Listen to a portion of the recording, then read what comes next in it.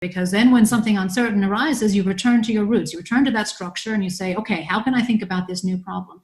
And those are skills that, I learned in school and in university and in graduate school as well, and just from my parents. And I think we don't have enough of that in this country. And that is another, part of the fuel for the hysteria that we saw. So sure, I think we should continue to educate people. But do I think it would have been possible for the Australian government to do more fear containment? Absolutely. And they simply just didn't come to the table. I've read that the evidence from the other pandemics of the 20th century, and one of the early ones from the early 21st century, so 1957, 1968, I'm not sure about 2009, the swine flu, because I don't think it was that large. I think 35,000 people died in the US. But I'd read that the US states that locked down the earliest and the hardest recovered economically quicker than all other states. Yes. I mean, look, we've seen some historical evidence of, and I think that particular statement was, as I recall, that was from a study of the 1918 flu, not from the 1950s or 60s or whatever. Right. And the 1918 flu, of course, again, as we've spoken of, is a very different scenario. It's a very different type of bug. It was much more virulent, contagious. And of course, it occurred at a time when public hygiene was much worse than it is today. And if you look at just the economic outcomes of, whether or not a particular city was back to its normal GDP per capita, 2 or 3 years later, it's a very different ballgame than if you look at all the crowded out health effects and the mental illness effects and all the other things that we've spoken about in the short to medium run, which are also costs of locking down. And those were not even being captured back then because, again, our reporting, our statistics were much shoddier than they are today.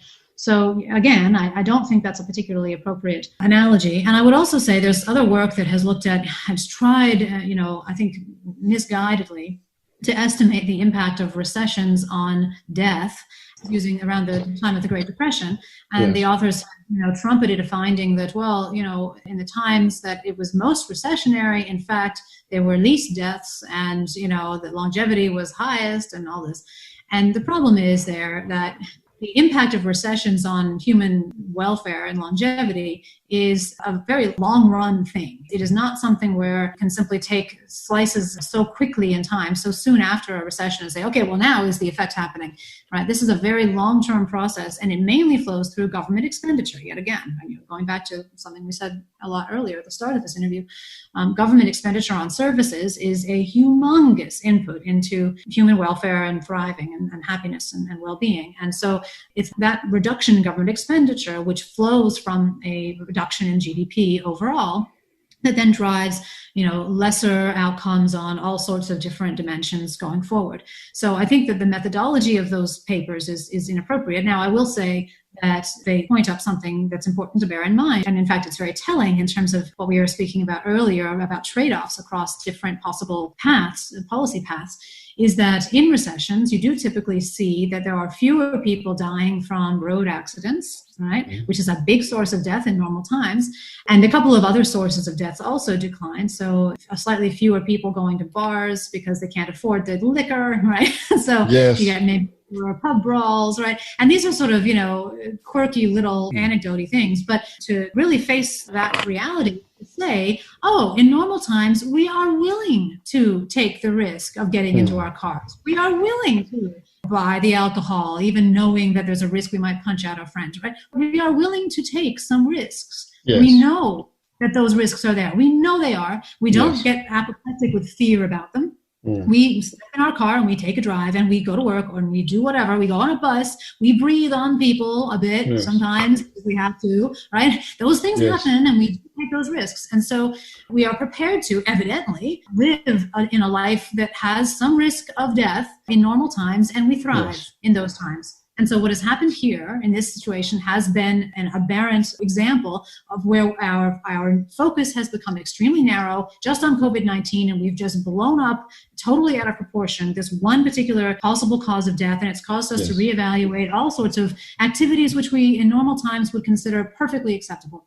I think we do get caught up on the mortality rate, but there's also the unknown, which I've discussed with Professor Peter Doherty, that we still don't know what happens when people recover in terms of morbidity for the rest of the person's life, and also the economic impact of that.